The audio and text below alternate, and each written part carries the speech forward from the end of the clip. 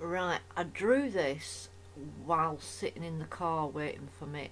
He had to go pick something up, and on the way home we had about 20 minutes, so I actually asked him if he could pop into Hobbycraft, and they had some alcohol markers on special offer, so I bought a pack and had a play, and I really enjoyed playing with them. So then I really wanted some more, so I bought some second-hand ones off eBay, and that's a new one, that one that I'm using now. So basically I'm testing out the second-hand ones in this, and as I said, I drew it while sat in the car, so sorry there's no drawing of it.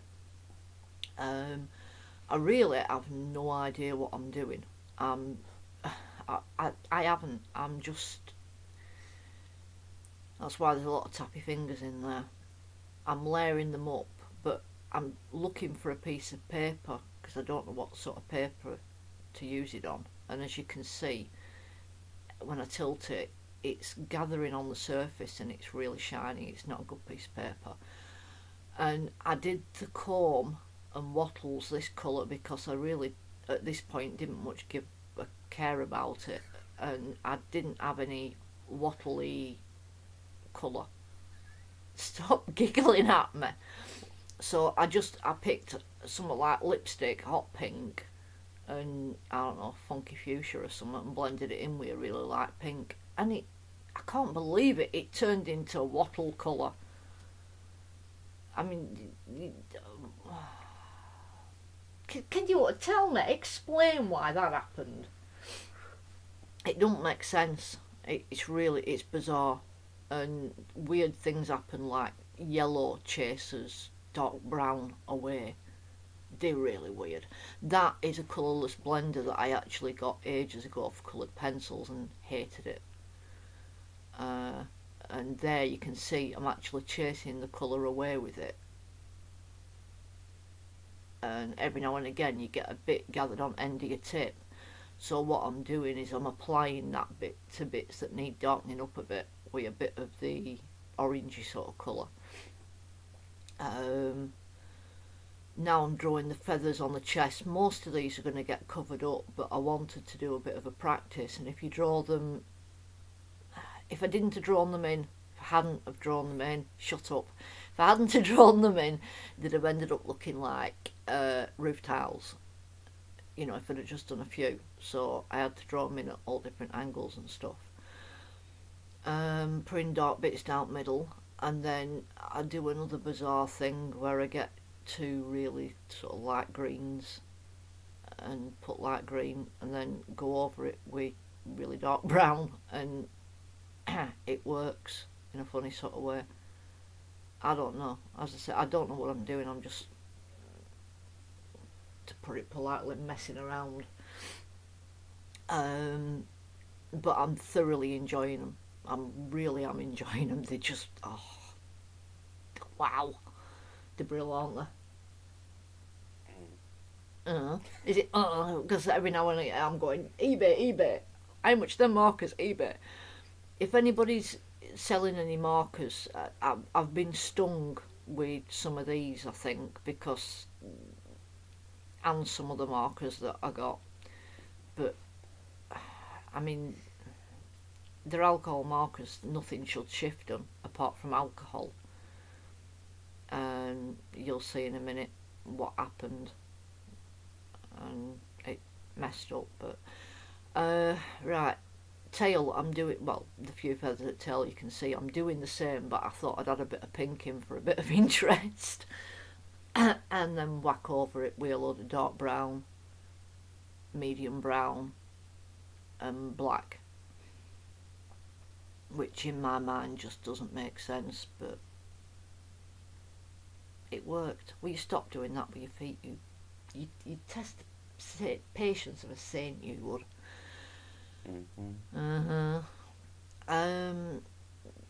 I used to have a cockerel bird shelter thing that I grew up in, bird hospital. There were we had, oh, you're right, cat. Yeah, okay.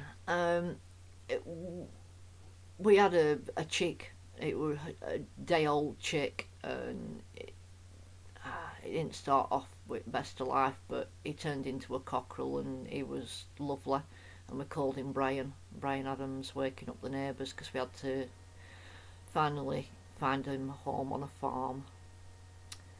And I missed him because he used to come up for a cuddle. He used to cuddle up. He was a big softy. He got too big to cuddle, actually. He was huge. There we go. And then I wanted to do some... Oh, hang on. No, there we go. I wanted to do some pencil. So I lined up all my pencils here so you could see what I was using. All warm greys. And a white. And... yeah, skip, skiddy, skid. And that bit where it didn't shine it sort of grabbed, then skidded, then grabbed, then skidded, then grabbed, then skidded, and it was just like, not going to work. So I thought, oh hum, what do I do? I'm not messing around with this for like 3 or 4 days. So I went over it with watercolour ground because it's like clear gesso but less gritty. And I've tried these pencils on clear gesso that I've got, and it's like trying to draw on sandpaper, a smoothish sandpaper, but sandpaper nevertheless. So eventually, come on you Herbert, give up. I do actually eventually give up. Yeah, there we go. So watercolour ground, whap whap whap. Oh look, it's turning yellow. And yellow's spreading. So I try to seal it. And you just give it a lovely warm glow. It looked like a vintage photo-ish type of thing. You know the advertising, what do you call them? Big tin things that they put powder on and heat it so it turns like glass on top of tin. Enamel! Be helpful! Enamel. Thank you. Well, enamel. Thanks a lot. Enamel. Yeah, it looks like one of them. It should say, I don't know, cream of chicken soup or something.